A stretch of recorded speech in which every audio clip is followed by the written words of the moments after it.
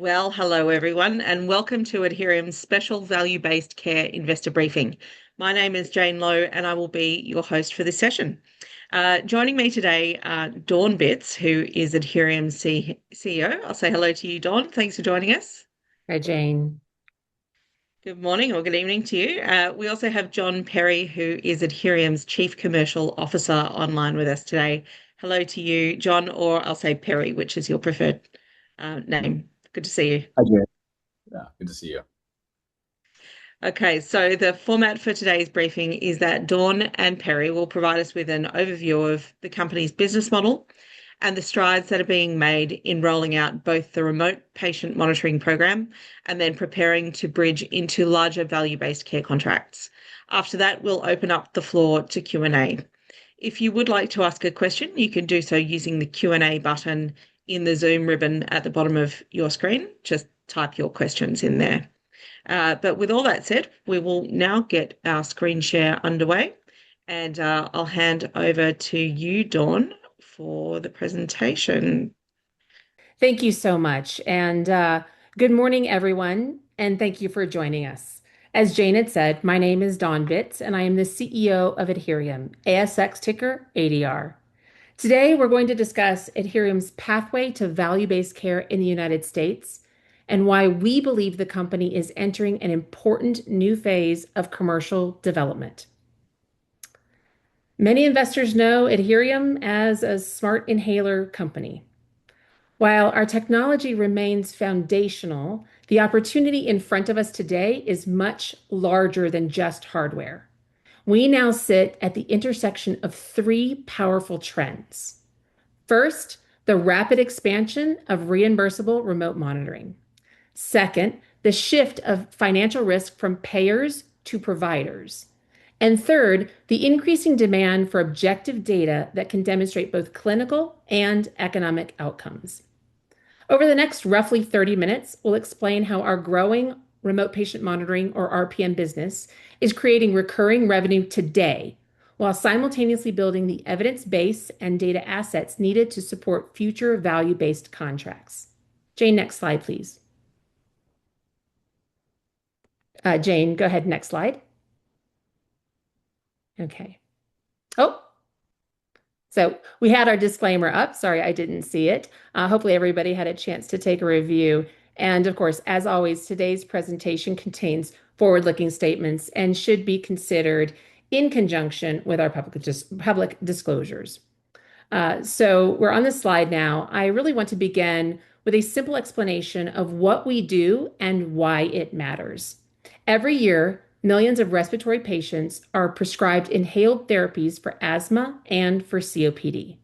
The challenge is that clinicians often have very limited visibility to what happens between those office visits.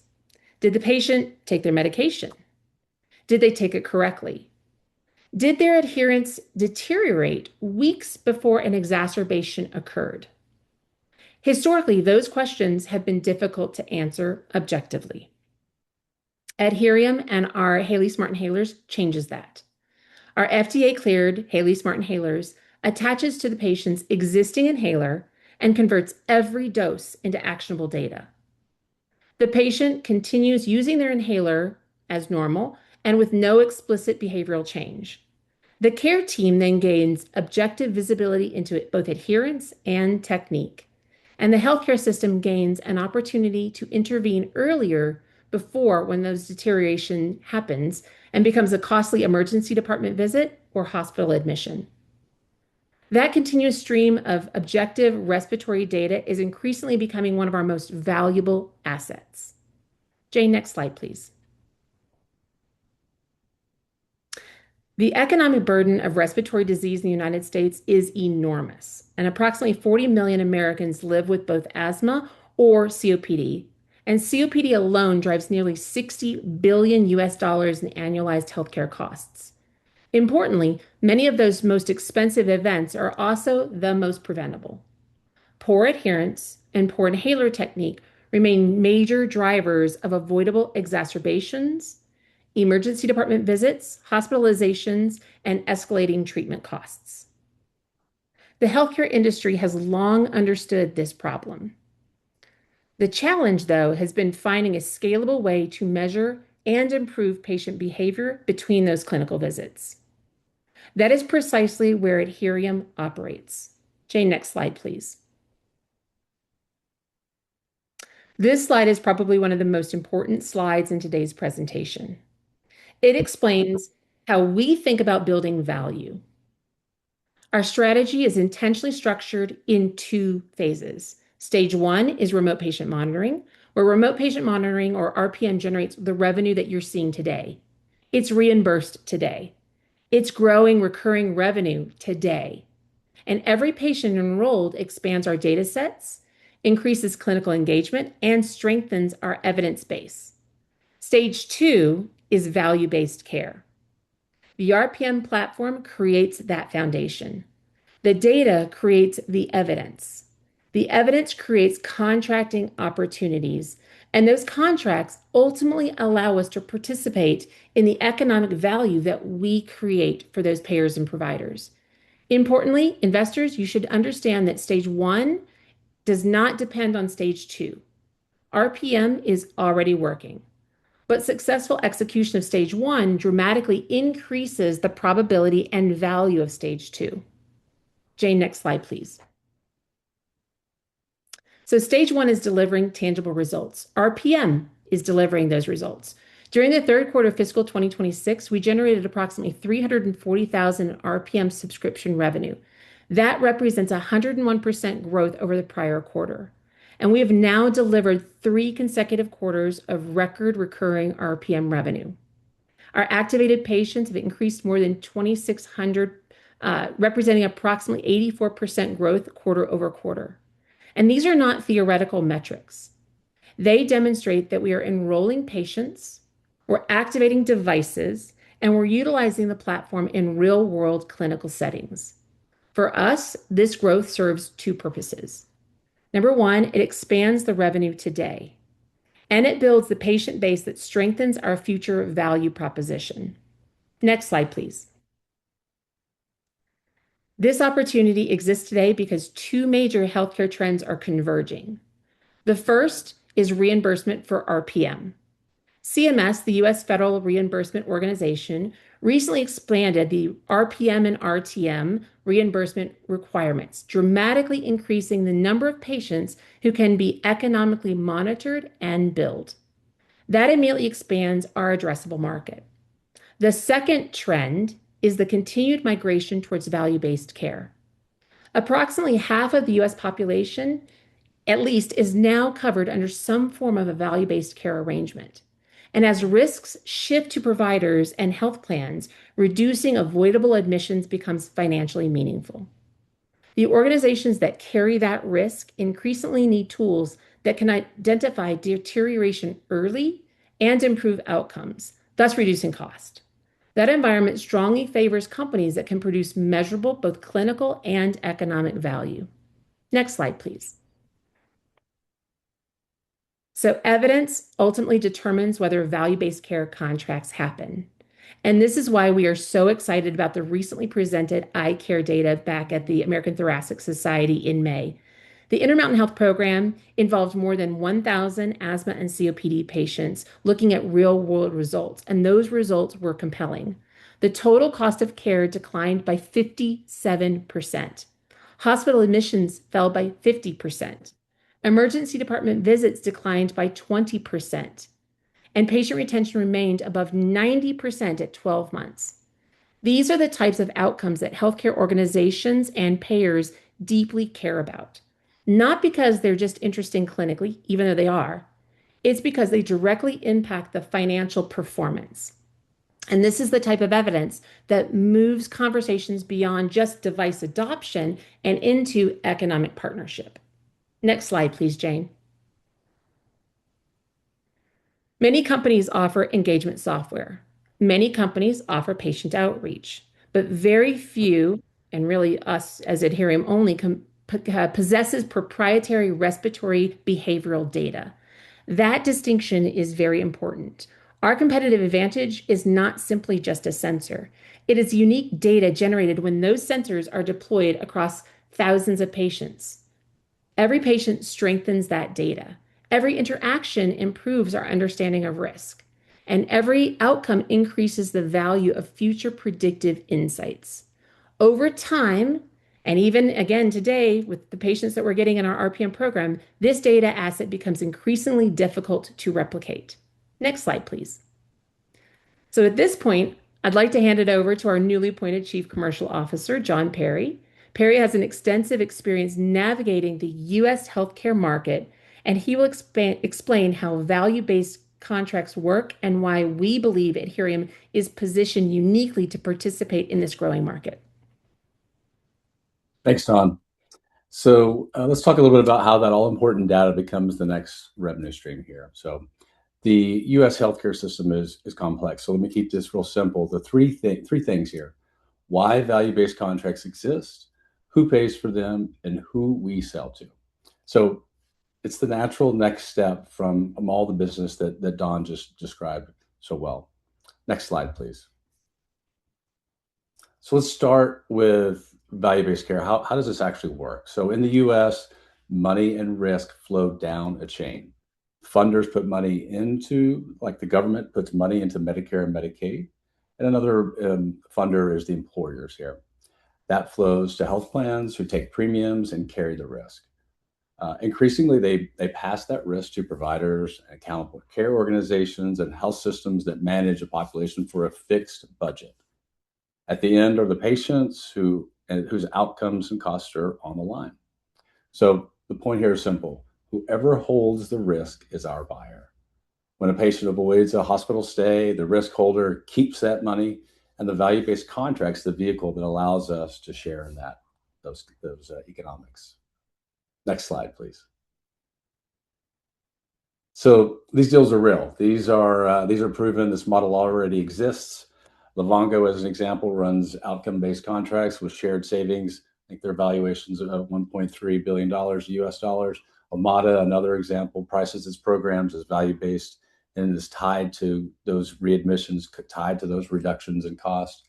There are many established companies that are paid on reducing admissions. So the approach is proven in diabetes, it's proven in heart disease and some other comorbidities. What we bring to the table is objective inhaler data that adherence, that technique is measured at the point of use with little to no behavior change from the patient or the provider. That is where there is opportunity. That is where we play. So respiratory is right where we need to be. So next slide, Jane. So here's how the economics work. So 4 steps. A single severe asthma or COPD admission costs $20,000 to $40,000 paid by the risk holder. And our inhaler data flags problems early so the care team can act before the patient deteriorates. In the eye care collaboration, admissions and ED visits fell materially when that data was actioned. So those avoided admissions become measurable pools of saved dollars, and we take a modest share of those savings. So worth noting for investors, this RPM business, as Don pointed out, pays us today. Shared savings and VBC, value-based care, sit on top of this. So 2 revenue lines from the same infrastructure. So next slide, please, Jane. So over the next 6 months, we're focused on 3 things in parallel: scaling RPM, the reoccurring revenue Don showed you, grow the evidence, deepening our data set, and working to replicate the eye care study, and certainly land our first value-based care contract. Each is concrete, each is measurable, and a signed first contract is the milestone. So with that, Don, I'll hand it back to you. All right, Jane, go ahead and next slide, please. And thank you, Perry. I'd like really to conclude with the key message that we hope you all take away today. Number 1, Adherium is executing against clear and a deliberate strategy. We are growing our recurring patient monitoring revenue today. We're building one of the industry's most valuable respiratory data sets, and we are generating real-world evidence that demonstrates measurable clinical and economic impact. not only from our eye care data set in collaboration with Intermountain Health and CareCentra, but also through our current and existing RPM data sets. I hope most of the investors have also noticed that we made an announcement on a publication, an abstract that was presented at the Eastern Allergy Conference in the States. The data was generated from our own RPM patients. This was a first in the company's history, and again, just the beginning of a broader opportunity for us. So we are leveraging those assets to pursue these value-based care contracts with organizations that benefit directly from reduced healthcare costs. We believe the opportunity ahead is significant, and the next 6 months will focus on those three measurable deliverables. As Perry had said, continue our RPM growth, continue our evidence generation, and finally, secure those first value-based care partnerships. Taken together, these milestones represent an important step in Adherium's evolution and our mission to improve respiratory outcomes while reducing healthcare costs. Thank you for your time today. I'll now turn this back over to Jane to facilitate and open the call for any questions. Thanks, Dawn, and thanks, Perry. I will stop our screen share there. And as Dawn suggested, I'd like to now open up the floor to Q&A. Just a reminder of the process. If you'd like to ask a question, please do so by typing your question into the Q&A ribbon in the bottom of your screen.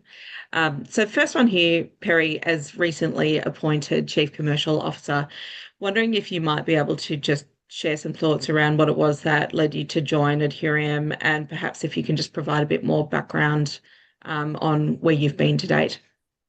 For 20 years, I've been sitting on the other side of these value-based care conversations and partnerships. So it's a fascinating time to be in respiratory. So the reason I came is a few elements. One is market feedback. The market is thirsty for this data. There is absolutely a moat being built around the fact that we have inhaler data that has the inherent adherence and the technique measured with little to no behavior change. That is something that the market needs, and it's asking for. The other side of this is the pure size of the total addressable market. So the TAM is large, and then I think about the fact that this is that these types of value-based care contracts, the way the U.S. healthcare system is moving, has a lot of tailwinds, and that's the way that this large health system, this healthcare system is going to actually change through value-based care. So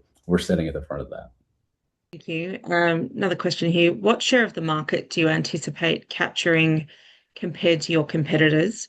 And how much does that share represent compared to expected expenditure to capture that market size?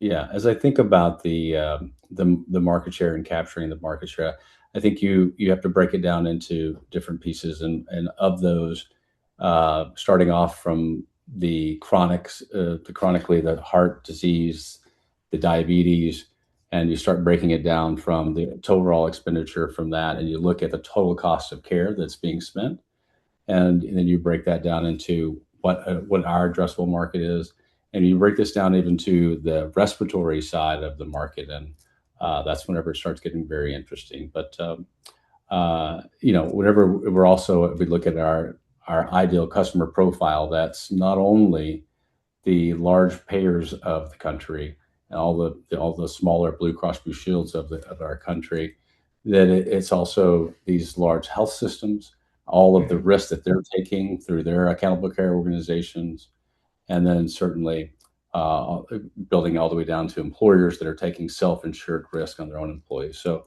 we're looking at a large market here with a large TAM and a large opportunity. But I'll hand it over to Dawn if there's anything else. Yeah, just probably one thing to add, and we've shared this in previous investor webinars and presentations before. When we look at just even a small fraction of a severe COPD patient population under some of these larger payers, and the overall cost and cost avoidance, again, something fairly nominal I think, Perry and I have had many conversations around, what percentage is kind of industry standard to take as a part of that risk sharing in these value-based care contracts. So, something I think kind of normalized could be somewhere between 30 and, 50%. But even if we took a small fraction, even something like 15% of the cost avoidance, we are talking multi-millions, hundreds of millions of dollars of opportunity for Adherium. So again, as the investors, take that with, again, your own guidance, your own interpretation. But we're, again, just to remind, we are talking about the third most costly disease, not only in the United States, but really in the world, and only really behind, as Perry had said, cardiovascular and diabetes. We're talking about major drivers of economics and major ways to actually reduce the risk and reduce the cost of that is something that we have within our control here at Adherium to continue to generate significant revenue and growth and value for this company. Another question here, and in answering this one, I hope perhaps we can just sort of retrace some of the steps that we discussed earlier around the building blocks that have been important in moving us towards value-based care. So, if these results are so compelling, why are health stakeholders not rushing to contracts with ADR?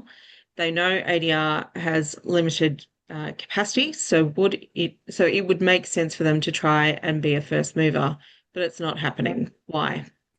Well, so first of all, if I'll take the first step and then I'll bounce it over to Perry. So first of all, we needed to get Perry in the door and get him in the position that he is in. So effective June 1st, so it's only been officially what 23, 24 days or so. Perry is now in the seat to help us and lead us in this effort for value-based care. Again, started off as a senior VP of value-based care. Got a chance to get his feet wet, understand, learn the Adherium, and now he is off to the races and beginning those conversations in earnest. So we'll be excited to come back through our announcements as we continue to make momentum in this space and continue to demonstrate the value that these payers are voicing behind the scenes. So maybe Perry, I can turn it over to you. I know you've been on the front line of having those conversations. Yeah, Just the I short would just time say you've been here. we're getting started. That's the theme here. We're just getting started, and the conversations that I am having are very positive. So I'll just leave it at that. But there's up and down the line from large payers to small health systems that are taking risks. So they're all very positive, and we're in the middle of having those discovery conversations and moving through the stages. Adherium's been building its database of patients. It's been building really impressive data sets as well. Perhaps just a couple of minutes on that, Dawn, to examine how the foundations have been laid to support the value-based care discussions as well. Yeah, Jane, that's a really great point. So, we've talked in past webinars, we've talked in past investor, presentations that, we really had to stand up the infrastructure for the company to service and support not only the RPM contracts, but those RPM opportunities, but that standing up that infrastructure within the organization, our call centers, our care team members, just putting all of those pieces in place in order for us to not only demonstrate the opportunity within RPM, we're using that and leveraging that to generate now recurring revenue for really the first time in the company's history over the last 3 quarters. But then also that infrastructure, as Perry had indicated, is the same infrastructure that we need to continue to service these value-based care contracts. So this is really the stepwise progression in the company's evolution. Start with RPM, lean into the RPM, use RPM to be able to establish the infrastructure, drive the credibility, get patients into the program so we can demonstrate to the large payers that we've got the chops to be able to do that, generate the data sets. And we, again, are just on the precipice of really getting that data out into the marketplace to complement what we showcased in the eye care study. All of that continues to prepare the organization and really give Perry the keys to the castle to open up those doors within the value-based care contracts. So we're just at this perfect inflection point as we view it. Perfect. Thank you. Okay, I will remind people about the Q&A process. We've got a few minutes left for questions if anyone's got a burning one, and I've got a couple up my sleeve. But if you would like to ask a question, please do so using the Q&A button in the ribbon at the bottom of your screen. Just type your question in there. But one typical one, Dawn, that people are generally interested in is, so we're heading up to the end of the quarter. We obviously won't talk about any of the quarterly results until we're ready to. Expect the quarterly result in July, in line with your 4C reporting requirements. But what other news points can investors look to over the next, let's call it 3 to 6 months, as you continue to build out both the RPM channel and lean more heavily into the value-based care? Right. Of course, I can't tell you the specifics because we haven't we haven't disclosed those to the ASX, but I can talk more in generalizations. So number one, we are, I think, just getting into our stride for news flow and for being able to disclose those milestones and those successes. I would hope that the investors would look to what we've been doing really over the past several months as we've turned this organization into an organization that is focused on execution to be really just the early kind of predictor of what we would expect to be delivering to the market as we continue to move forward, especially now with Perry at the helm of our entire commercial organization. I expect that those releases and that news flow to continue to accelerate and to gain momentum. So again, I know that that's a very not very concrete way for me to answer your question, but the investors should expect that we'll have continued releases, that will have continued good news, especially as Perry continues to get into his stride. And then, of course, we've got the 4C coming up here very soon, and excited for that to be released. And a side note on that, we expect that the both of you may be on Australian shores in later July. So if anyone is interested in furthering the discussion on Adherium, then please reach out because we'd be very happy to line up a time to meet. Okay, so final question, perhaps for me, just noting the time, is we talked about data earlier and the importance of it as underscoring what the company's doing. And Dawn, you mentioned the company's own first data set was reported recently. Where do you see the opportunities for that heading forward? You're obviously building out a very large patient database as more patients come online, and there's opportunity to look into all aspects of care. So, do you expect to continue to report data out of that? Yeah. Yeah. Yeah. So when I think about the data, right? So we've got a category of data set where we're collaborating with other entities, right? And I think the eye care is a prime example of that collaboration where we're working with other entities to generate the data set. We have another category of data set, which is what I think you were alluding to, and our first abstract release of that data just came out of that, which is our growing internal Adherium data set that's being generated through our efforts through things like our remote patient monitoring. And every patient that we get on not only generates revenue for us, but it continues to generate an immense amount of data, the data sets that we can continue to cull, evaluate, and analyze, and then be able to get that back out into the medical community and into the investor community as well. And then the other big opportunity in the data set is our ability to use our internal data, not only for economic and clinical reporting and proof, right, proof points, but also to be able to continue to train our algorithms, to train our AI tools as we continue to layer those into those data sets. And the ability to do A/B testing, to be able to look at effectiveness. So as we continue to build this growing body of not only evidence, but data set, it's got multiple different utilizations for us as an organization. And then when you think about the opportunity for the future, as we continue to grow an immense amount of data there, that then also becomes very valuable to be able to get to pharmaceutical companies, large payers, and other larger organizations where we could look at monetization of those. So data is key. Our inhalers create a tremendous amount of data set as they're being used. And as we continue to layer upon more RPM success, continue to layer on more value-based care contracts and opportunity, the data just grows exponentially.